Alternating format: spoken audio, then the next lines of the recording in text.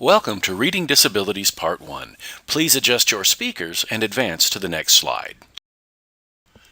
You may have heard the term dyslexia or specific learning disability to describe a reading disability. For the purposes of this presentation, dyslexia is a type of specific learning disability. Learning disabilities can take place in reading and in other areas such as mathematics, writing, and even attention. Individuals with learning disabilities are also noted to have things like letter reversals, mirror or backward writing, and they tend to be poor spellers and poor writers. It's really important to understand that writing and reading are two separate but connected processes. In this presentation, we are going to focus on the reading portion of this.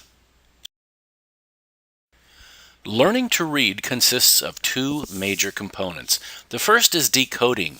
In other words, what are the words I am looking at? The second component is comprehending. That has to do with the meaning or understanding of the words that I am decoding. In this presentation, we are going to focus first on the decoding portion.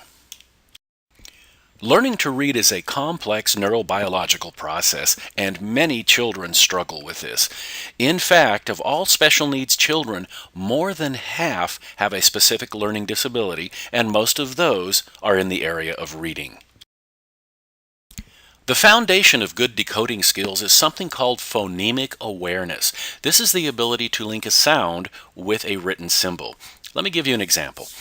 If I asked someone to use the word coal in a sentence and the person said, "It's really cold outside," that's an indication of weak phonemic awareness. This person has confused the word C-O-L-D, cold, with the word C-O-A-L, coal. They haven't been able to distinguish the specific sounds or phonemes within that word. Here's another example. I ask you to use the word reef in a sentence and you say, "Every Christmas we put a wreath on our door."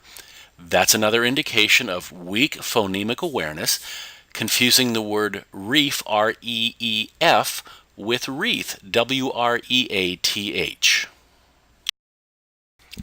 At its very core, reading disabilities are a problem with connecting sounds and symbols in the brain. It's about hearing the sounds, the phonemes, and knowing which symbols go with each sound.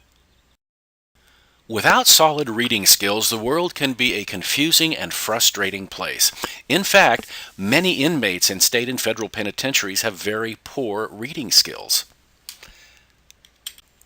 So now that you understand that reading disabilities are about connecting written symbols with specific sounds or phonemes, what can you do to help?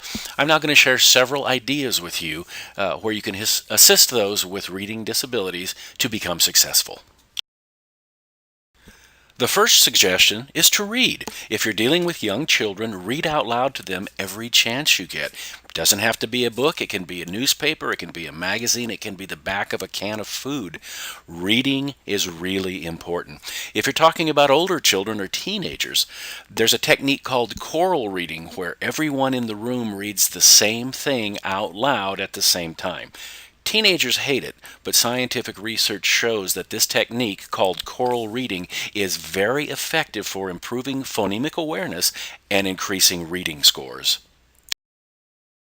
Another suggestion is to find stories that the readers are interested in, high-interest stories about hobbies or sports or other topics they're interested in. If you use older technology, books on tape. Newer technology, audiobooks. Amazon has a lot of these as well as other vendors. Comic books, newspapers, high-interest magazines, anything to keep the person reading. It's like driving. When you were 16, you thought you were a great driver. When you look back in retrospect, you realize you weren't that good, but you got better at it as you went along. Reading is the same way. It takes lots and lots of practice. Here's another suggestion. If you have vocabulary walls or vocabulary lists that you use, if you organize them by how they are spelled, they typically appear like this to people with reading disabilities. It is confusing and frustrating. When you put vocabulary lists or word walls together, don't use the spelling as the organizing factor. Instead, use the sounds they make. There's an example on the next slide. So here's an example of a word wall organized by phoneme. So take these strategies for a test drive. Try them out. You may be able to build a bridge to those whose world is confused and frustrating because of their reading disabilities and help them achieve the skill of being a proficient reader.